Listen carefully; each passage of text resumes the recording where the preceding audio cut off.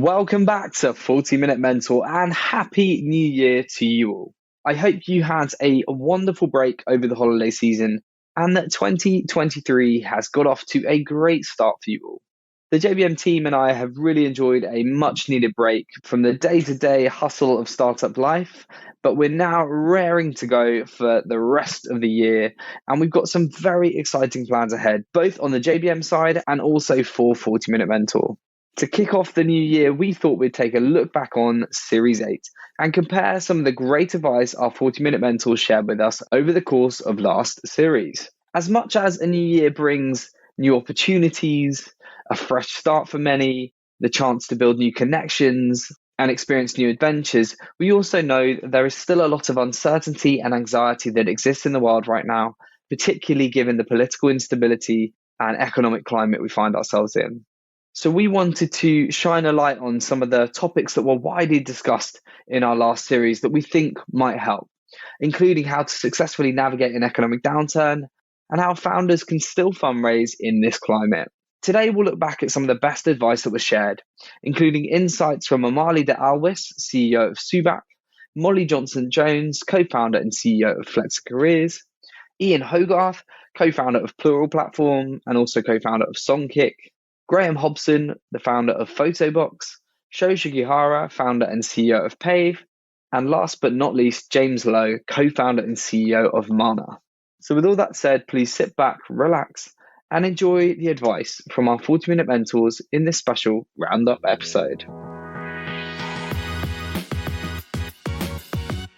Photobox went through two big ones, the one right at the beginning in year 2000, which actually the resulting recession went through to 2002. And the other one, of course, was the overhang from the credit crunch in 2007, which went through from 2008 to, I think, to 2010, the official recession period. And when I look back, at the time, those felt awful. We felt like, we have no funding options in the case of the first one, and we're going to be limboed as the small business. But actually, during that time, even as a small business, we got to be UK market leader with only 5 people working for us. So what happened was competition fell away. People weren't getting funded in the space. It created an opportunity for us to run as a very lean, efficient company and become UK market leader. And it also gave us a chance to reflect on value for our customers. And, okay, how have our customers' needs changed? They still want to celebrate life special moments, birthdays and anniversaries and holidays, but they're very price conscious now. What can we do to offer them more value for money? And we found a way of industrializing our production and offering lower prices. So all of those things, effectively we became at the time the IKEA of photo products, great quality products, but at a really low price. And when we came out of that recession, 2010 onwards, we were just moving so quickly. We expanded into 19 countries. We had 1,400 employees. Sales reached over £300 million. So it was a consolidation period to pause, reflect, focus on value, and build the solution that everybody needed. If you look at the headlines and it's doom and gloom, you think, terrible time to start a business. I don't think that's true.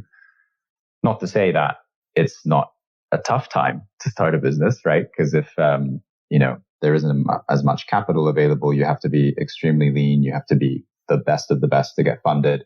And so it puts life on hard mode for sure. So I would say on the first point, right? I wouldn't be disillusioned because of the market climate about, there not being any ideas you can work on, but you do have to be realistic about the time and effort it might take and how good you're going to have to be to win in that market if you're going down a startup, venture-backed private sector route.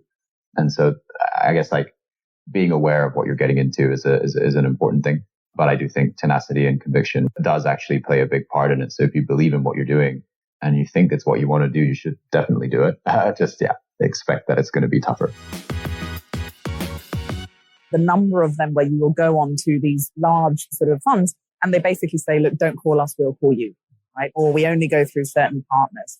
And this drives me nuts because it's kind of like, look, are you actually trying to solve the problem? If you're a climate fund, do you want to solve climate change or do you only want to solve climate change for people who are connected to you? And so I think this is the thing which, especially as a minority founder or someone who is coming from sort of a non-traditional background or doesn't have a sort of a track record, trying to figure out how to tap into those networks and to create your own networks, I think is really critical. The one thing I would say, and this is from the climate space, for example, we had our annual conference, our first inaugural conference last night.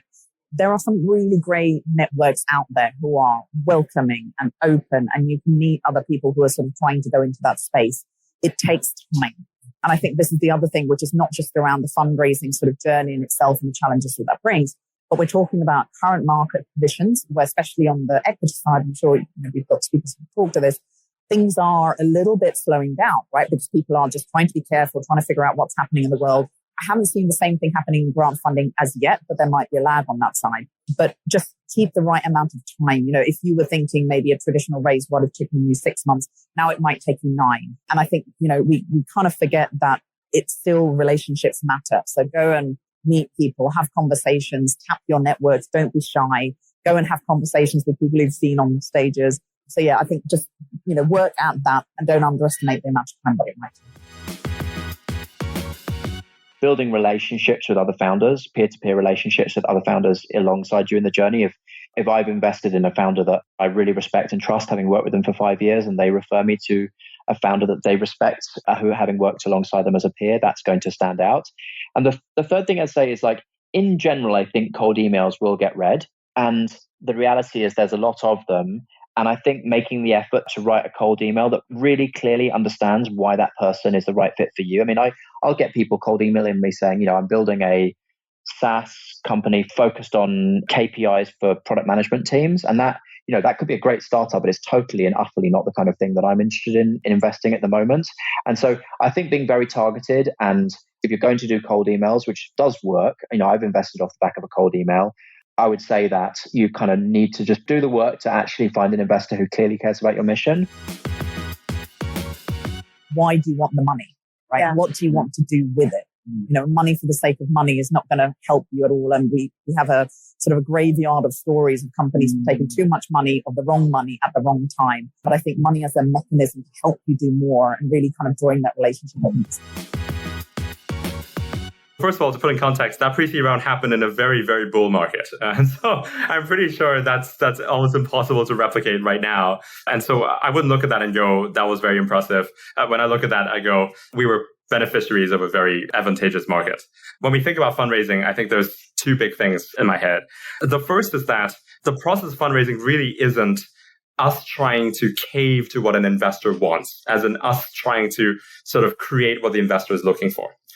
It is actually a matching process of finding the investors who are looking for someone like you and who you end up being the best possible version of that to them. And so what I would optimize for then in the process, instead of trying to look for the biggest name investors and try to build what they want, I would reverse that and go optimize for the quickest no's you could get.